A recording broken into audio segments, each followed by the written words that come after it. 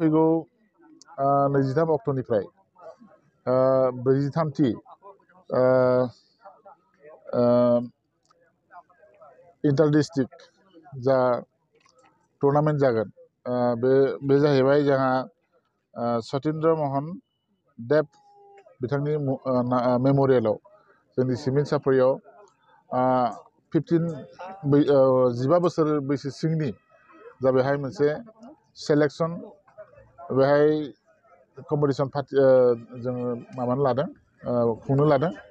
बेहाय जोङो गासै 9 जिल्लानिफ्राय बेहाय बाहागो लाफैगोन आरो बे बाहागो 9निफ्राय जोङो बेहाय चेम्पियनशिपखौ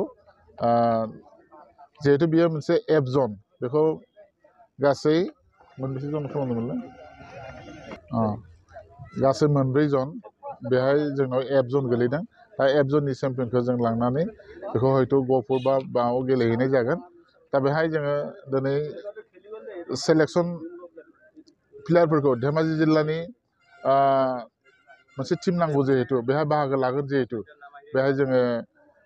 दिनै सेलेक्शन खालामदों आरो आं आसा फारिदों जे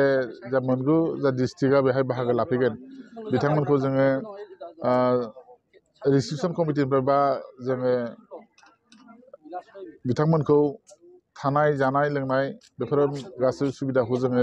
जेसेबां हायो होनो नाजागोन आरो लोगोसे आङो गासिबो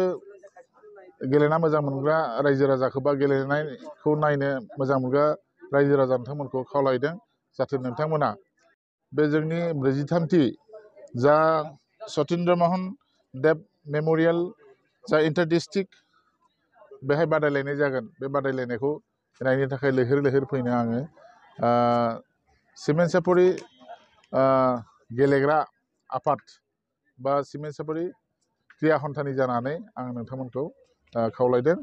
आरो जिहेतु बेखौ जा धेमाजि जिल्ला गेलेमु आफाद दङ दा धेमाजि जिल्ला क्रिया खन्था दङ बे धेमाजि जिल्ला क्रिया खन्थानि दैदेननायावनो दिनै जे बे 15 बा 15 बोसोर बैसो सिंनि जा इन्टार डिस्ट्रिक्ट बादायलायनाय बेयो जोंनाव सिमेन्ट सापरि सानजारि नोगोराव जागोन आं दा बेखौनो गासै रायजो राजाफोरखौ बाहागो लानो थाखाय आङो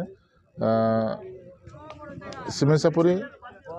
क्रिया खन्थानि जानानै खावलायबाय टिकेटनि बेसेना बेसेबां बानायनाय जादों टिकेटनि बेसेना 20